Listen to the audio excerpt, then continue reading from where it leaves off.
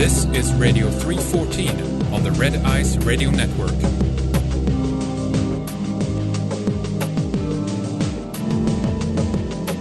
Hello again, this is Lana.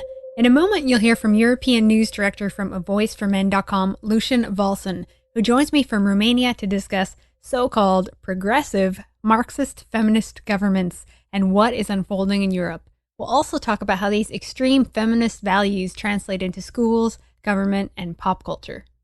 Welcome, Lucian. How are you this evening? Hello. Thank you for having me here tonight. Well, I'm doing great. Oh, it's a pleasure to have you. Also joining us is Henrik Palmgren from Red Ice Radio. I wanted to include a Swede in this conversation. Yeah, hi Lana, and hi to you as well, Lucian. Good to talk to you. Hello, Henrik. Great that you're here also. Well, last time I spoke with Paul Elam, the founder of avoiceformen.com, and I received many great comments from men and women after the interview. However, I did receive a few upset, offended comments from women who, by the way, didn't even listen to the interview the entire way.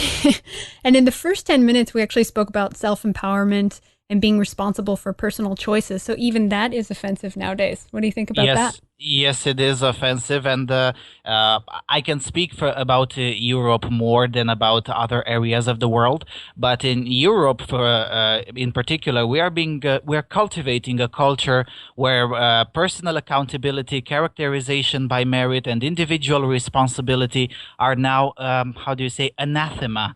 They're basically considered now to be extremist ideas. And I think Henrik can confirm that in Sweden is now considered an extremist idea to even imply that men and women are different, and that human nature now is now something that is, a sin. It's a heresy to talk about these kinds of issues, particularly in Scandinavian societies, but now in many other European nations such as Spain or Italy. Italy now has what I call a gynocentric dictatorship, as a matter of fact. Huh. Well, in your bio, you talk about how you've seen a lot of ugly stuff growing up in Eastern Europe. So let's talk about what you've seen growing up, since it connects with your work to avoiceformen.com. Well, what do you want to know in particular? What you've grown up seeing there in Eastern Europe, because it's much different growing up in America. Yes, it is. Considering the fact that I am not that old, but on the other hand, I live in a family. I grew up in a family where longevity is kind of like the norm. You know, I mean, my great grandmother lived through the end of the 19th century, the entire 20th century, and the first 14 years of the 21st century. So she got a lot of things to tell me about. The problem that I have with with what happened here is that is now already being repeated through the European Union.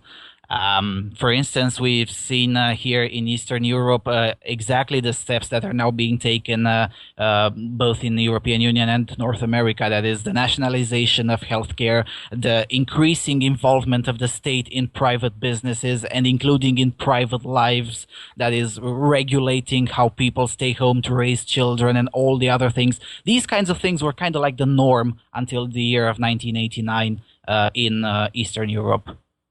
So let's talk about how Eastern Europe went from oppressive Marxist-Leninist governments to oppressive progressive, as they say, Marxist feminist governments. Yeah, I'm laughing because the word progress appears literally everywhere, particularly when the European Union is talking. I mean, if you wanna understand how a document of the European Union works, it's basically progress, moving forward, and stuff like that, and nothing else. And the meaning of the word is rendered irrelevant, basically. In Romania was a special case. In most of the other Eastern European nations, when the communism fell, it was something like a soft revolution. That is to say, the public one day say, okay, enough with this crap, get out of here. And the transition was less harsh. In Poland, for instance, even the communist authorities themselves decided, okay, let's move to a more capitalist society, to a more free society, and they gathered a lot of let's say freedom-oriented individuals, I don't remember that guy's name. there was an individual that changed the entire economy and basically took all the measures necessary. And here we are today. Poland is the only country in the European Union that has never seen a recession, for instance. But in Romania, things were entirely different than most of the other nations. In here, violence was necessary to overthrow the Marxist-Leninist tyranny. The Ceausescu government was unwilling to relinquish power. After the fall of the Berlin Wall, most of the other, in fact, all the other socialist nations except Romania opened their borders and started opening themselves to freedom, with one exception, Romania. Romania refused to open their borders, refused to open themselves to anything. And in here, it seemed that communism would last forever. And then it came the moment of December 22nd, 1989, when shit hit the fan. That would be the best description of what happened. There are still a lot of things that are unknown with regards to who started everything. And there are a lot of hypothesis going around the culture, that is to say that there was some foreign involvement. I'm not so sure about that, but what matters is that after a week of violence in many cities of the nation, particularly in the capital and in the extreme west city of Timișoara, eventually the government was thrown away, and Nicolae Ceausescu and his wife Elena Ceausescu were executed in Târgoviște on December 25th, 1989. And after that, unfortunately, however, in power got basically the second line of the Politburo. And because the second line of the Politburo got in power, they were eventually thrown out in 1996, but they came back to power in 2000. However, by the year 2000, that second line of the Politburo had reformed itself to what is now openly called in the European Union socialism with a human face. That's Yes, that's the open name, and I'm sure Henry can confirm in Sweden is openly called like that, socialism with a human face. Yep. And because in the meantime, a lot of the old Bolsheviks have died and have been replaced by newer generations, the newer generations were more than in the Socialist Party and in the socialist-oriented group of politicians were more than keen to adopt the ideas of the European Union, which are not that far away from the old Soviet Union. This is the reason why I sometimes call the EU as the EU-SSR, because it's basically the same thing. It is organized in the same manner. The decision-making process is incredibly similar to the old Soviet Union, and the way it works, the corruption that is automatically built in within the apparatus of the European Union, a lot of things are incredibly similar to what it used to be in the Soviet Union. Yeah, it's the same thing, just a different face. And I also find it's interesting too, most political feminist voices from the beginning of the movement were Marxists. Yes and no. There is an entire debate about that, of whether feminism originates from Marxism or the other way around, or if they're connected at all. Sure, there were feminist-oriented individuals before Marxism. That's correct. But in the present day, in 2013, militant political feminism is a part, basically, of Marxist militancy. For instance, Lev Davidovich Bronstein, or how he's called in the English language circles, Leon Trotsky, once wrote during the Bolshevik Revolution and soon after, he said that in order to change the conditions of life, we must learn to see them through the eyes of women. And there was also Inesa Armand, who was the first leader of the women's department in the 1917 Russian Revolution, the Bolshevik Revolution. She made an observation during one of her speeches saying that if women's liberation is unthinkable without communism, then communism is unthinkable without women's liberation. So basically, in the 20th century, and particularly in the 21st century, feminism is more than Marxist oriented, is an intrinsic part of Marxist militancy. However, there are also a lot of other issues that are less known. For instance, in 1974, here in Bucharest, it took place the World Population Council of the European Union, of the United Nations, and at that time, there was a Brazilian doctor, for instance, saying that he has an idea of how to develop a male contraceptive pill. And he requested funding from the United Nations to do that.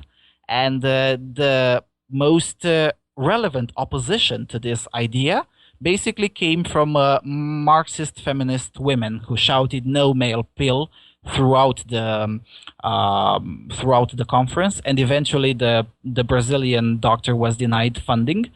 And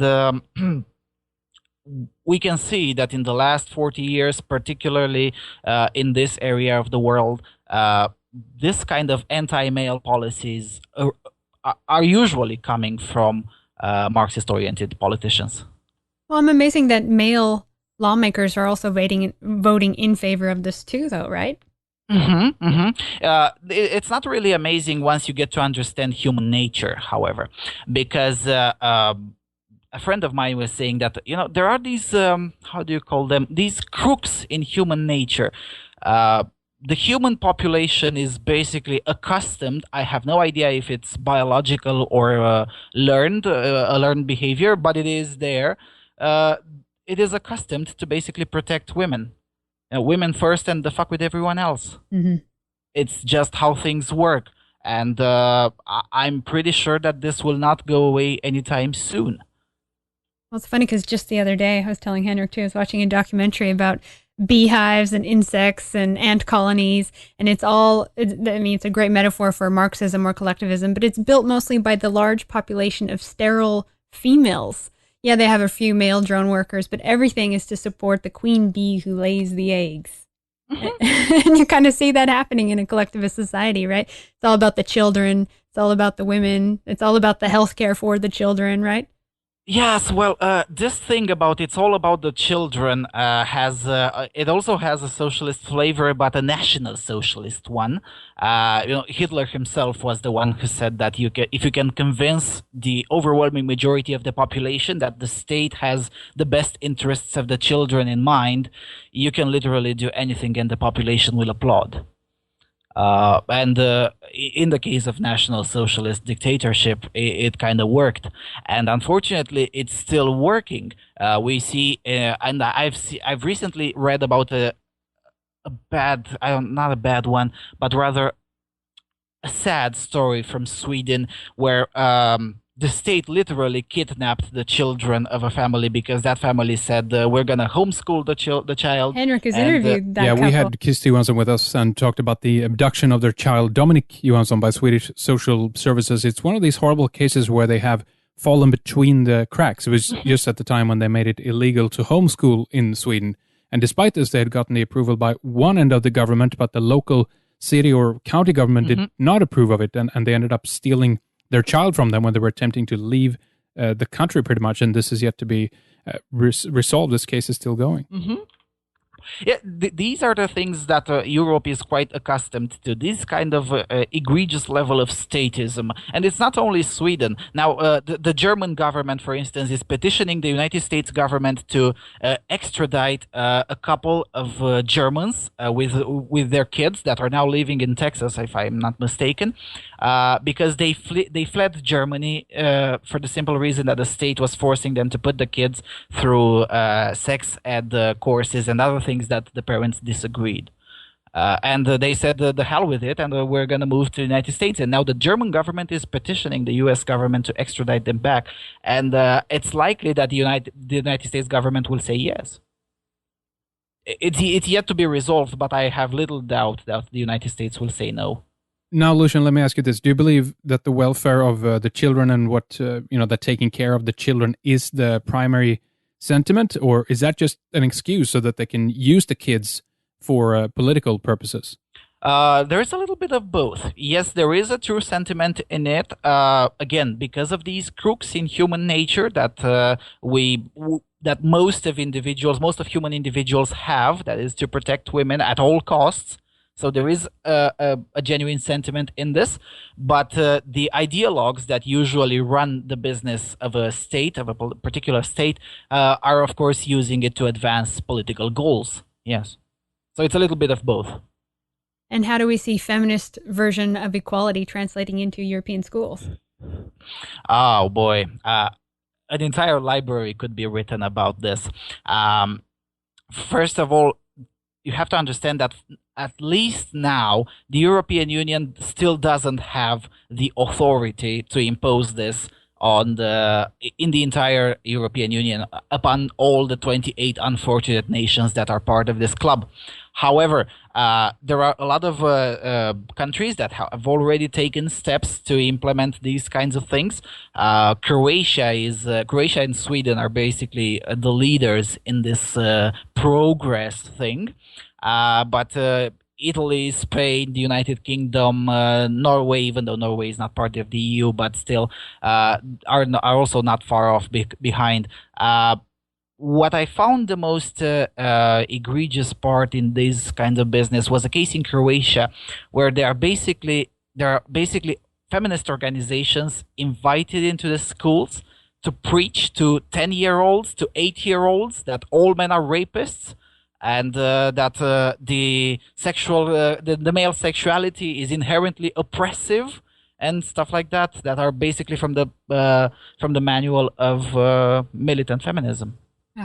And Sweden also put out, was it the Scum video, which is a radical feminist manifesto. Yes, the Society for Cutting Up Men, yes. And it's amazing because Sweden is so anti-gun, and yet in the video they're shooting a guy, no problem, dancing around happy. I would argue that Sweden is not necessarily anti-gun in itself, as Romania is, for instance. We have the toughest laws regarding guns in the world. Even China is freer in this regard. Really?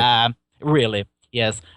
So I wouldn't say that Sweden is necessarily anti-gun, but rather anti-people that we don't like to own gun. That is, all the people that are not into this progress business. Because in Sweden, a hunter, for instance, can still get a licensing permits for a lethal gun and things like that. Sure. But if that hunter proves to be, well, let's say an MRA or a non-leftist, well, that permit can be easily suspended. And it happened in recent years. Plus, and I'm pretty Sweden sure makes arms too. They make them and sell them. Yeah. Yeah, but they prefer to sell them in third world nations, also for advancing progress. Now, I've seen 2 or 3 Swedish feminists now preaching in Kenya, in the Kenyan parliament, where they eventually passed a law in which it said that if a man and a woman cohabitate more than 3 months, they should be the man should be held liable for vagina money and things like that. Was that the wording they used? Oh no, they used alimony, but I always use vagina money for the simple reason that's exactly what it is. I mean, except the United States, I don't know any case outside of the United States where a woman pays alimony. It just doesn't happen. So what are the long-term goals of these Marxist feminists? What are they after? Well, that's a tough question because there are one can read Das Kapital and the work of Engels, particularly the work regarding family and property. That is, hold on a second. There was a book written by Friedrich Engels about family and property. I can't remember its name. Screw it. So if one reads the work of Engels regarding family and property, and one reads Das Kapital, one can get an idea about what they're after. However, we have to understand that this kind of Marxism that we see today in the European Union is, in many respects, a little bit different than the original Marxist-Leninist flavor that ruled over Eastern Europe. It was coined by a few Marxist dissenters, starting with Antonio Gramsci and Georgi Lukács, and then in the United States, Herbert Marcuse.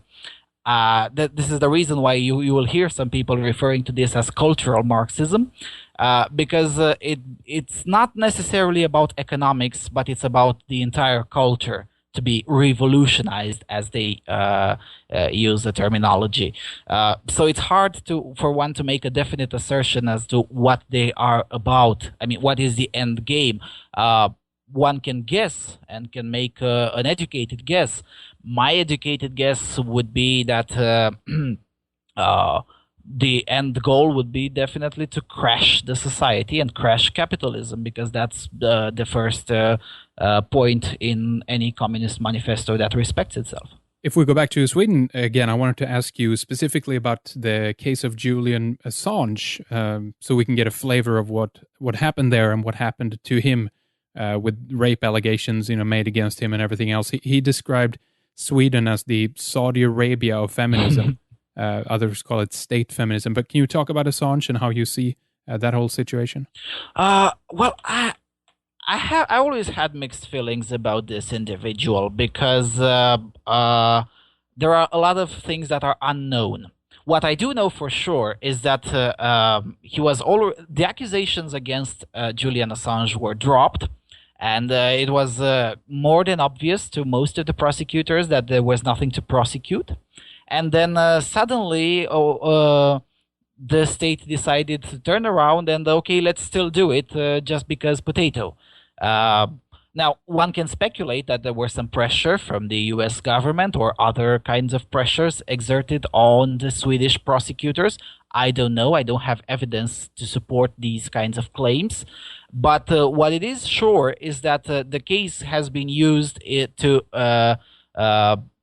increase the numbers of alleged rapes happening in Sweden. And it is still being used as a weapon in debates, as in to say, look, Sweden is still not in progress enough. Look, we still haven't prosecuted a legitimate case of rape and things like that. So in these kinds of respects, the feminists have definitely used this case in particular because it was high profile.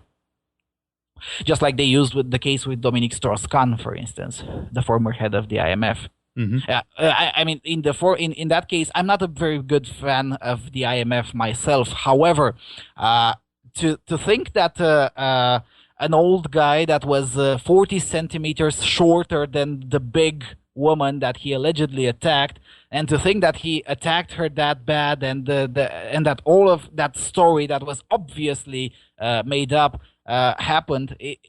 It's just ludicrous. And of course, he was obviously found not guilty at the end of the day, but his political career was entirely destroyed, and solely because of an allegation of rape. And this is an issue.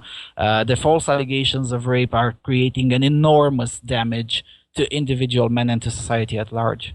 Does it show how this can be used for politicians or others for blackmail purposes? How these false accusations can be used to end people's careers, etc.?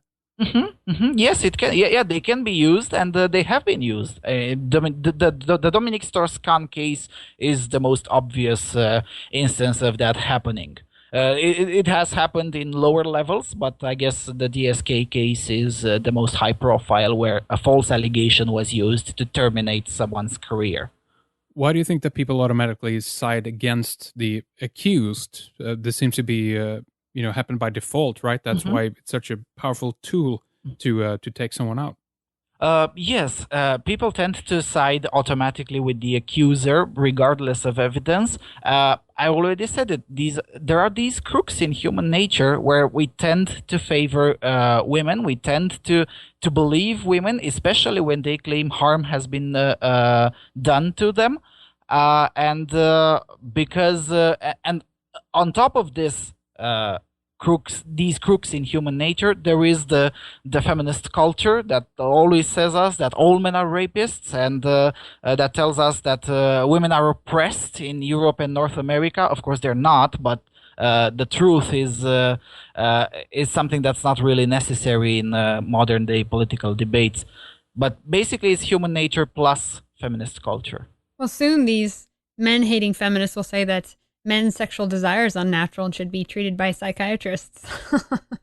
It doesn't surprise me at all that feminist ideologues rally against human nature, because again, their Marxist allegiance commands them to do that. Even the classical Marxist-Leninist one was also raging against human nature, and we're saying that it is unnatural for a highly qualified person to take the job of a university professor. So they introduced the concept of healthy origin, for instance, which basically meant that as long as you are an illiterate peasant, you get more chance of being a university professor than an individual that has studied throughout his or her own life. Well, that's fair. Yeah, exactly. Yeah, this kind of fairness, I mean, we will have enough fairness that we can stomach, and then we'll have some more, whether we like it or not. Jeez. Yeah, you also talked about in an article about the new feminist chastity, the new puritanism, and the image bans that are going on. So basically any imagery of like a sexy woman on a champagne bottle or something, that there's feminists complaining about it and wanting it banned. So are they in favor of the burqa then, I guess? I mean, what do they want? Because no one's forcing that model to take that photo. She's doing it because she wants to do it, right? Of course. Now, since you brought the burqa, then it makes the comparison with Saudi Arabia feminism even more appropriate. Yeah. That article was, in that article, I translated an intervention of a Danish anthropologist against the Swedish feminist culture. And he brought up that example. I merely translated it. Yes, there is this kind of thing, and the Swedish feminists in particular have a habit of interfering into someone else's business. That whole scandal started because the Danish television made a show. It wasn't quite a great show, but still, it was a show that was appreciated by a significant number of people, in which basically two men were staying there and were watching at a woman and then making talks about her and then about the state of men in society and things like that. The show wasn't, I mean, I'm not a great fan of that show. I watched a couple of episodes. It's not necessarily a great show, but that doesn't mean that Swedish feminists get the right to chastise an entire country for daring to make that objectifying show. I mean, really, those people are paid to do that, and people are watching and paying to see that. So what's your problem? I guess their objection was that because everything is government subsidized, right? They take people's money and pay for the channel, so it must represent everybody's contradictory opinions.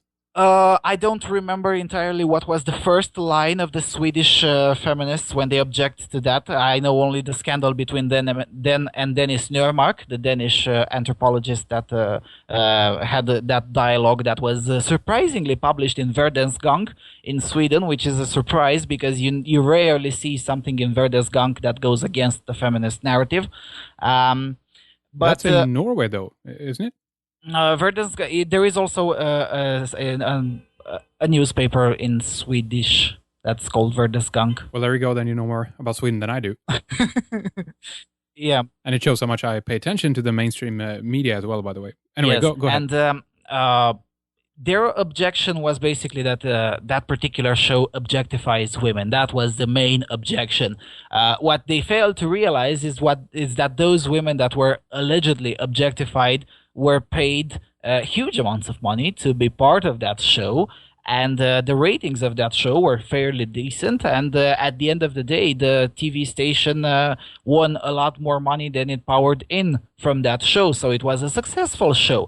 Now, you can have a problem with it, fine, but from that and to start chastising people for watching it is a whole different thing. And one more thing, even if it was government subsidized, it was subsidized by the government of Denmark, not the government of Sweden.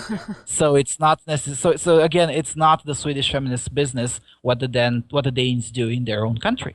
But Marxism is internationalism, though, so I guess they feel that they are, in the right, the proper context. Yes, and this is basically the main difference between communism and Nazism, which is basically National Socialism. Communism is international socialism. That's the very thin line between them. They're not opposite ideologies; they're rather complementary, and because international socialism won after the victory of USSR in the World War II. Now we're all left with international socialism, particularly in Europe. Yes. It's very annoying, these commies. They run around and they don't like something, they want to ban it all the time. They're complete wimps. That's why they don't want a free enterprise. They really can't handle the competition or handle any kind of variety.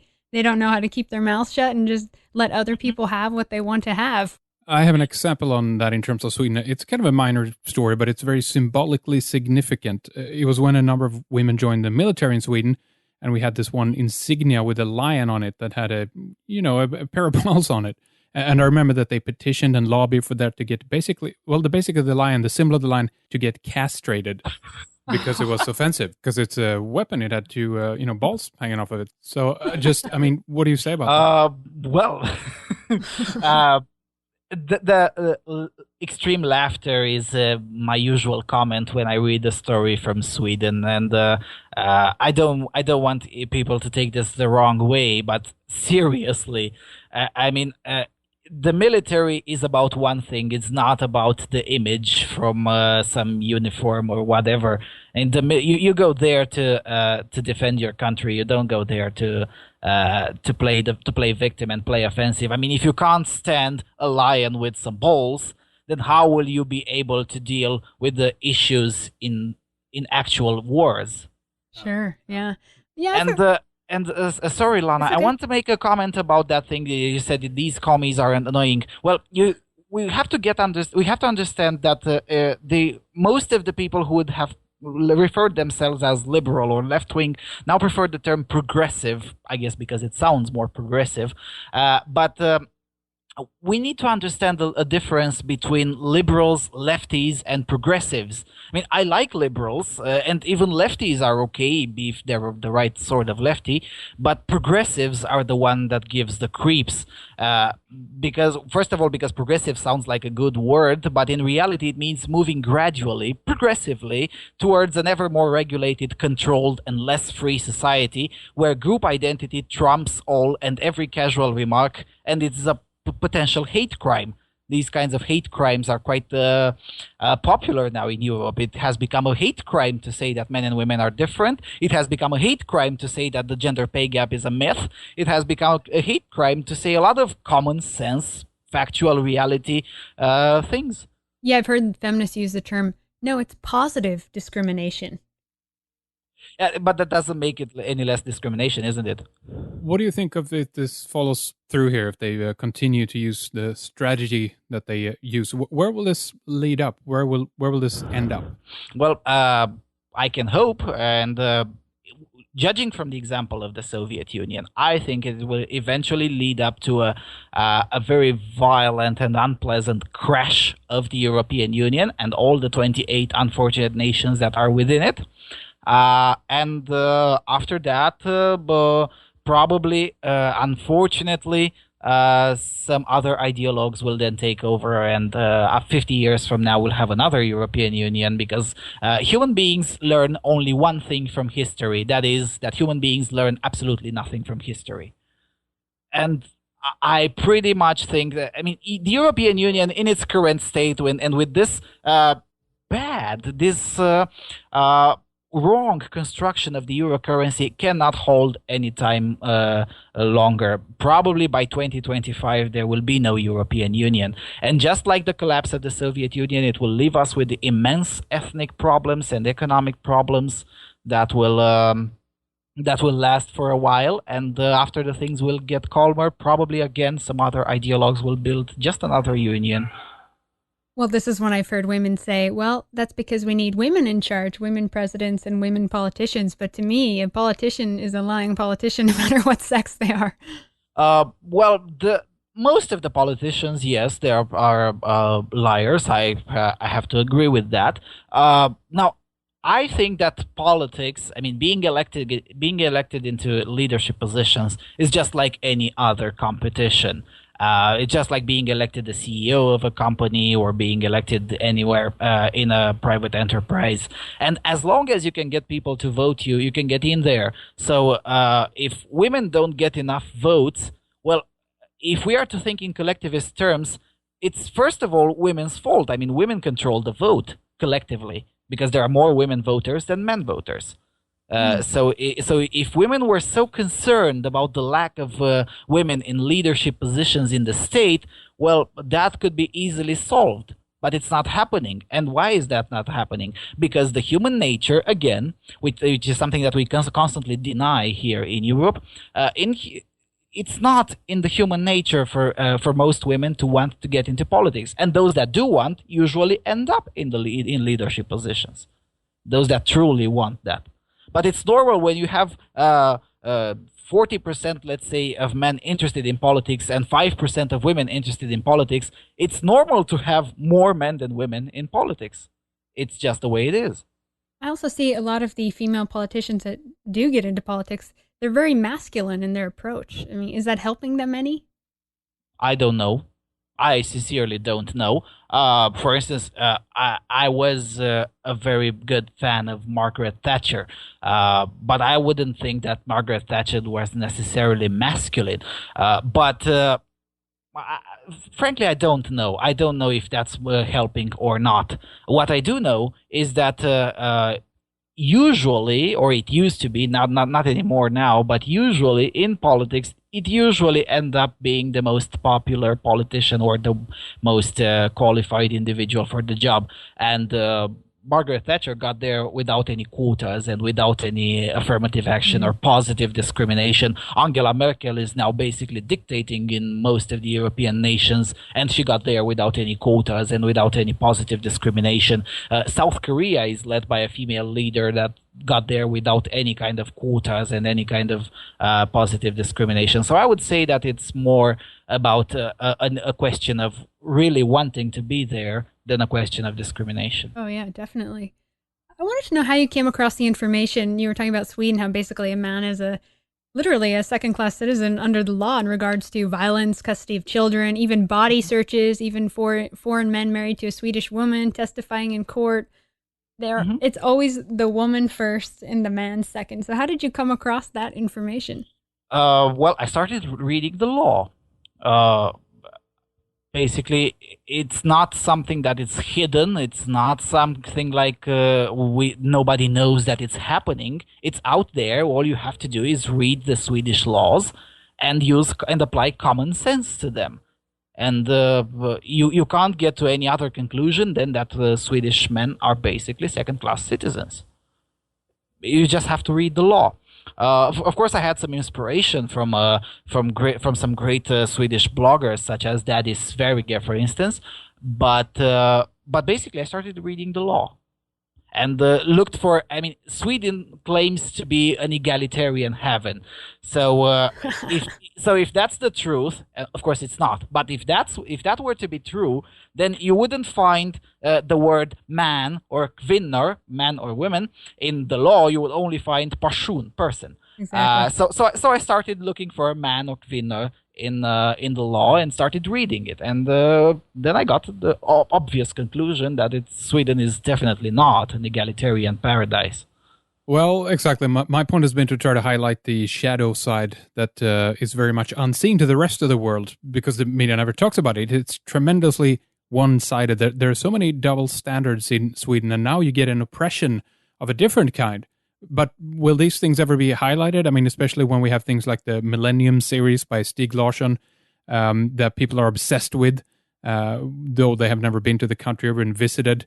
And in this series, it only shows men's violence against women. And this is how some people believe it's like in Sweden. Very clever. It's a complete reversal of what actually is going on right now. Yeah, I wasn't surprised that the novel Man som hatar kvinnor was made in Sweden, and I wasn't surprised that the highly successful movie translated in English, The Girl with the Dragon Tattoo, was also made in Sweden.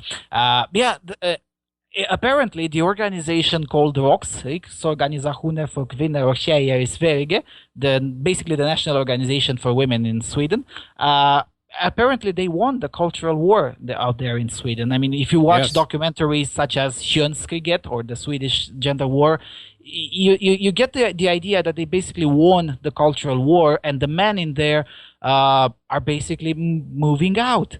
I was reading in the local, the English language newspaper for news in Sweden and in many other countries, where they were saying that more people emigrated from Sweden than immigrated, and a lot of the comments were asking, well, how many men were between those that permanently emigrated from Sweden? And I would guess that most of the people that are permanently leaving Sweden are men. Swedish men. And actually a lot of the Swedish men are marrying foreign women because they don't want to be with the Swedish women anymore, just because they're such hardcore feminists. Yeah, I don't want to sound bad, but who would want to marry a Swedish woman? I mean, really. I mean, seriously. I'm pretty sure that there are a lot of decent Swedish women out there, but the culture that is now in place in Sweden is so hostile to men that it seems like a better solution to just leave Sweden and move either to Denmark, which is quite culturally close to Sweden, or to move completely outside of Europe. Yeah, it's too far gone at this point. Well, that documentary you mentioned, the gender war, Könskriget, that is an amazing documentary. Yes, it is. It shows the flip side of this, and I urge everyone listening to take a look at that one. We had it linked up on the website some time ago. The problem here then as well is that you have a very sly level of propaganda and education taking place in Sweden, not only for young women, but also for young men. Yes. And they are taught to look down on themselves, and their behavior is violent by default. And there's a number of things that are psychologically damaging to a lot of the younger generations. Mm-hmm. So in my view, this is ultimately about propaganda and education. So how do you combat something like this? Well, the best way to combat it is just like Evin Rubar did with her documentary Könskriget. Basically, I mean, she came from Turkmenistan, for crying out loud, a highly oppressive Soviet republic. I mean, they still refer themselves as the Soviet Republic of Turkmenistan, even though the Soviet Union no longer exists. I mean, she emigrated from there to Sweden, which she perceived to be a free nation, and got there and said, hold on, something doesn't add up here. And she offered a very neutral, or in some way neutral, but rather a perspective of an outsider who has already seen how state repression looks like, and basically discovered pretty much the same thing.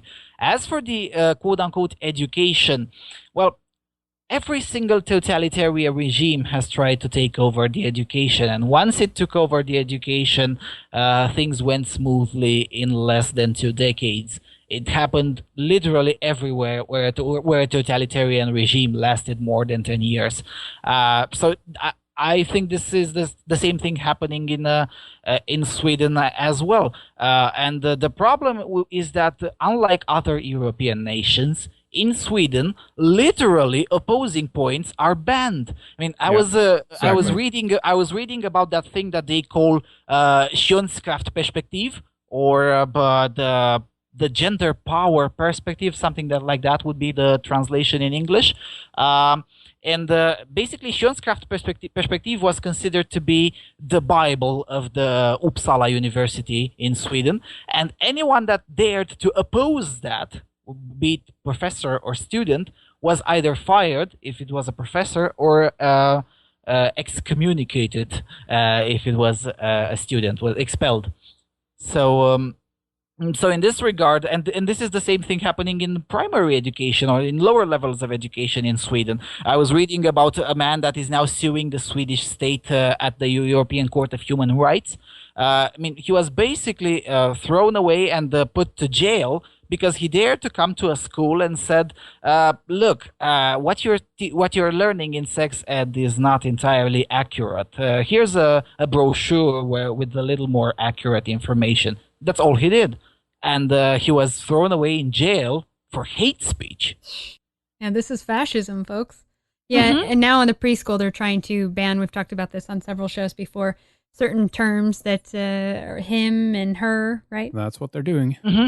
Yeah, the genderless names. No, not genderless names, but genderless pronoun. Yeah, the word hen. Now, that's an unnatural engineering of the Swedish language. I mean, Henrik can confirm because he also speaks Swedish. Except Hungarian, no other European language has gender neutral pronoun, and this is for a reason, because it evolved in that manner. And trying to forcibly engineer the language, and Swedish language is a very old language, so it's deeply rooted into the culture. I don't think it will work on the long term, but on the short term it will confuse the little boys and girls that are subjected to this kind of crap. Yes. What do you think about feminists are constantly pushing the idea that our inherent male and female characteristics are stereotypes? What are your thoughts on that? Well, I would say, first of all, that stereotypes exist there for a reason. That is to say that most of the stereotypes are based on some seed of truth. So even if the notion of inherent male and female traits would be stereotypes, that still doesn't prove anything. I mean, it is a stereotype, so what? That doesn't make it necessarily false or true. Yeah. I mean, there is a stereotype that Russian folks, when they speak English, they speak with a Russian accent. It's true. This is a stereotype, but that doesn't make it any less true, you know? So the same thing happens with these kinds of quote-unquote stereotypes. Yes, even if you label a stereotype the fact that usually most men are stronger physically than most women, yes, it is a stereotype, but that doesn't make it any less true. And there was a YouTube video sometime where they took the physically strongest woman on earth who earned some Skanderberg championships, and put her to go against random dudes that the reporters found on a block somewhere in the United States. And she had 4 Skanderberg matches with the 4 dudes, and she lost all 4 of them. And none of those dudes had any training in Skanderberg or anything else. Well, I find that offensive. It's just the way it is. Yeah. Yes. Well, what I see here as the problem is the homogenization of the genders. That's what's going on. While what we should be doing is to look at the differences of what makes men and women different. Yeah, it's about valuing the gender differences, right? Exactly, and also see that there's tremendous beneficial aspects to the differences. But what is happening in society for political reasons, a conspiracy, as I see it, is to squash and eliminate the differences. But if they were encouraged instead, I think it would lead to a stronger mankind, that together these different roles that we do fulfill and the different aspects of how we are different, we would become much stronger. It would be a true diversity, in other words. Yes, this is a point I usually make in my radio show, The Voice of Europe. That is, men and women are not necessarily opposite sexes, but rather complementary sexes. And I don't see anything wrong in admitting the fact that men and women are inherently different. It's just the way it is. It doesn't mean it's a bad thing or a good thing. It depends on the individual if the individual transforms this into a bad or a good thing. But essentially, it's not a bad thing or a good thing. It's just the way it is. And making peace with factual reality would seem to me like an example of maturity. So, I think Paul Elam made this point once, that feminism is basically about infantilizing women. I mean, let's just not make peace with factual reality. Let's just push for something that doesn't exist and has never existed. Going back to the gender war, one more question on that. How do you see that it's being used, if it's for political reasons or purposes of reforming society, controlling people? I mean, I see that it's about giving people less freedom, taking it away. But on the surface, on the official level, we are told that this is about giving people and women more freedom, and that is why I think some people have difficulty struggling with these opinions. But the gender war, how are they using this? That's my question. Kind of like in America, there's books about the CIA using feminism to destabilize society as part of another agenda. Yeah. Well, I think it's back to an old Latin dicton, divide et impera, divide and conquer. And dividing the society along the sex lines, because I refuse to use the word gender. Gender is an ideological construct, and I refuse to use that word. Dividing the society along sex lines apparently seems to be a more effective way to control the society than to divide the society along racial lines or ethnical lines or what have you. Wow. So it's even more powerful because gender is their closest affiliation. Yes, because once you divide people along the sex lines, you can always have in place tools to control the children and control the family. We have to remember that in the United Kingdom, for instance, they have those secret family courts. Nobody knows what's happening in there. All we know is that the overwhelming majority of men who want some custody of their children, they lose it. That's all we know, but nobody really knows what's happening in there because the family court system in the United Kingdom um, is hidden, is secret, is by law. Nobody can question, and the system of family courts in the UK can even issue an order for individuals to shut up about it. And if you don't shut up about it, you can go to jail. It's happening. What are some other big feminist lies that female politicians are spewing out into Europe right now? Well, for instance, there was recently a feminist lie in the United Kingdom Parliament where they said that female prisoners are treated badly in prison, and therefore the government should do something and treat them even better for the simple reason that they are female. But those politicians failed to realize that even if you count for the same crime, the same record, and so on and so forth, there is still a 40% disparity between in sentencing between men and women. I mean, if I go and into a store and steal something, and then if you go to do the same thing, there is a huge chance that you will not serve prison at all, whilst the book will be thrown at me. It's just the way it is. And if the state would be really concerned about fairness, it would look about that. It would look on these kinds of issues. But again, the equality under the law and individual freedom are not amongst the high concerns of politicians in Europe today. Yeah. So is it too far gone? Well, I wouldn't say necessarily it's too far gone, but it is bound to become too far gone in the next years. I mean, the recession is hitting. There is also the politically incorrect thing about immigration. I mean, now since all nations are forced to have totally open doors to anyone, this creates a lot of friction within European societies. And I say European societies because unlike the European Union, I acknowledge that the 28 unfortunate nations that are part of this club are not the same. The Eurocrats would like to think you that they are pretty much the same. No, they're not. Italy and Finland will never be the same. No way. It's just not the way it is. On the border of Germany and France, they are very different countries. They've been fighting for hundreds and hundreds of years, if not even thousands. People say, oh yeah, they're Europeans. I'm like, wait, there's a lot of different countries in Europe, people. They speak different languages. Not only they speak different languages, but they have entirely different cultures.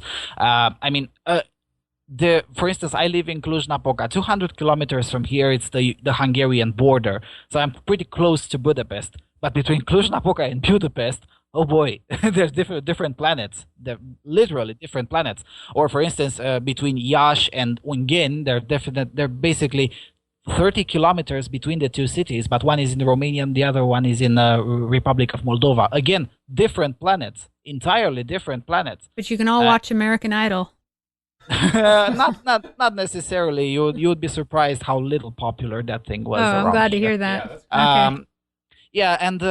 Again, I don't necessarily question the idea of doing something to stop the French and Germans from going to war against each other. I mean, it was a sensible thing to do at the end of the World War II. Let's sit around the table and start cooperating, and let's stop fighting each other, because the French and Germans went to fight against each other 3 times in 70 years. So it was a sensible thing to do. But at that point, nobody was thinking of political union, which has evolved right now to be. I mean, it's one thing to convince 28 nations on food packaging standards, and it's a whole other thing to convince 28 nations that men and women are not different. It's not the same thing. And now the European Union will vote in the plenary of the European Parliament right after the vacation, could be in October or early September, on a motion that will require private companies to have at least 40% women in their boards, just because the European Union wants so. You're kidding. Jeez. No, I'm not kidding at all. I had an entire radio show about that. It's called Economic Freedom. One can find it on blogtalkradio.com. And it's basically a resolution to force companies to have at least 40% women on boards. And there was a Danish politician, her name is Britta Thomsen, who openly stated that in the European Union, you are not allowed to choose who to sit in your board. Why do these companies put up with this? Well, they won't. They won't. I mean, there has been a tremendous amount of basically moving from one country to another, and eventually moving into Serbia or Ukraine. You know, countries that are very close to the European Union, but outside enough not to be affected by these kinds of crap. Well, I'm surprised that more women don't find these kinds of things demeaning, implying that women are not capable of ending up on the boards of these companies themselves. That's what I'm saying. We already have all the power. Again, it's about infantilizing women. I mean, yes, I understand the point, and I also consider that these kinds of measures are essentially offensive to women, because you're basically saying that they always need a leg up to do that, and they can't make it on themselves. And using this kind of rationale is even closer to what they called patriarchy. I mean, the moment you need the state to do things for you, then that's no longer equality. That's basically equality of outcome, or equality by force, or substantive equality, as it is called now in the European Union. And that's exactly what has been tried in Eastern Europe for so many years, and it didn't work. Nope. It's Vladimir against Bukovsky, human nature. Yes, it's against human nature, and there was a guy named Vladimir Bukovsky who served time in Gulag for campaigning for human rights and individual freedom in the Soviet Union in late 60s. He eventually defected from the USSR, and he now lives in the United Kingdom. And he always says to Euro fanatics, look, guys, I have lived in your future, and it didn't work. Yeah, he warned about that. His interview is available online, by the way, for anyone who wants to look at that. Yes. Well, Lucian, anything else we missed that we should cover? Yes. There was in one of the interviews you made about feminism, you said that there was a female invite. I can't remember her name. I'm sorry for that. Right, Lisa Arborchesky. Yes. Mrs. Lisa said that so many feminists enter into the business with a clean heart, and they are eventually victims of a psychological warfare. Well, I would argue against that. I would argue that feminism has never been a force of good, because even during the suffragettes, where everyone thinks that, at least that part of feminism was legitimate. Well, yes and no. First of all, we have to remember that in the same period there was something we called White Feather Campaign, where basically women were shaming men for not enlisting to die. You coward! Here's your white feather. Yes. And also, I have never seen suffragettes demanding conscription for women, responsibility for women. No, just give us the goodies that men have without the responsibilities for them. And this is my final point. In Europe, we are now we're now building a culture where rights trump responsibilities. Yeah, I agree. Personal responsibility, and there's a lot of women that aren't feminists too that see through that. But unfortunately, these younger generations are really getting swept up by it because it's being taught in universities and schools, women's studies. And Mr. Rockefeller was funding a lot of the women's studies here in America, by the way. In here, the first women's studies ever funded was during the Bela Kun dictatorship in Hungary, and it was orchestrated by György Lukács, a dissenter Marxist ideologue. This is a matter of factual reality. Anyone can read this thing. It's not something that is secret. It's just the way it is. And if you really want to look for dangerous individuals in these days, you can also look for another Hungarian individual named György Soros, or George Soros, as the English language goes. I mean, the guy has been already connected to violent thugs such as Femen. or such as Vaina in Russia, the war, which is also an anarcho-Marxist movement with feminist leanings, and Femen, who is considering itself to be feminist. And yeah, these kinds of connections exist, and denying them won't do any good.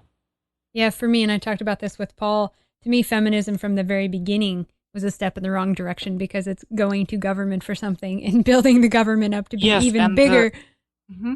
Karen Strohan, which is basically the spokesperson for AVFM and the men's rights movement in general, she once said that feminism is basically socialism in panties, and I couldn't agree more. That's a good one. I agree. Yeah, and Lucian, please tell everyone how they can read your articles and listen to your radio program.